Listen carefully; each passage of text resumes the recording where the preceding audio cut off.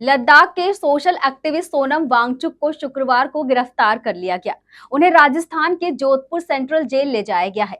सरकार ने वांगचुक पर लेह में 2 दिन पहले हुई हिंसा का जिम्मेदार माना था, लेकिन अभी तक ये नहीं पता चल पाया कि उनकी गिरफ्तारी किस मामले में हुई है। वहीं लेह में इंटरनेट बंद कर दिया गया है। लेह में 24 सितंबर को हिंसा के बाद से लगातार तीसरे दिन कर्फ्यू जारी है।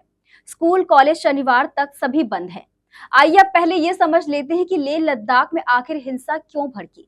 तो बता दें, लेह में पूर्ण राज्य का दर्जा और छठी अनुसूची में शामिल करने की मांग को लेकर प्रदर्शन के दौरान हिंसा भड़की थी। इसमें 4 युवाओं की मौत हो गई थी, 80 लोग घायल हुए थे।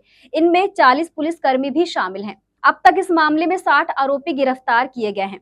सरकार ने आरोप लगाया कि सामाजिक कार्यकर्ता सोनम वांगचुक ने लद्दाख के जनजी को हिंसा के लिए भड़काया, जिसके बाद उन पर सरकार की ओर से कार्रवाई भी की गई। गृह मंत्रालय ने वांगचुक की एक संस्था students education and cultural movement of Ladakh का विदेशी फंडिंग लाइसेंस रद्द कर दिया। विदेशी अनुदान या दान के लिए एनजीओ को विदेशी अंशदान एक्ट के तहत रजिस्ट्रेशन करवाना पड़ता है, जिसमें पाया गया कि संस्था ने फंडिंग का गलत इस्तेमाल किया। सीबीआई ने वांगचुक के एक और NGO Himalaya institute of alternative Ladakh के खिलाफ भी विदेशी फंडिंग मामले में जांच शुरू कर दी है। एचआईएल पर भी विदेशी चंदा कानून के उल्लंघन का आरोप है। सीबीआई टीम एनजीओ के अकाउंट्स और रिकॉर्ड्स की जांच कर रही है। सीबीआई जांच में सोनम वांगचुक ने क्या क्या कहा, अब ये भी जान लेते हैं। उन्होंने कहा, सीबीआई को केवल 2022 से 2024 तक के खातों की जांच करनी थी, लेकिन अब वे 2020 से 21 के रिकॉर्ड भी देखने लगे हैं।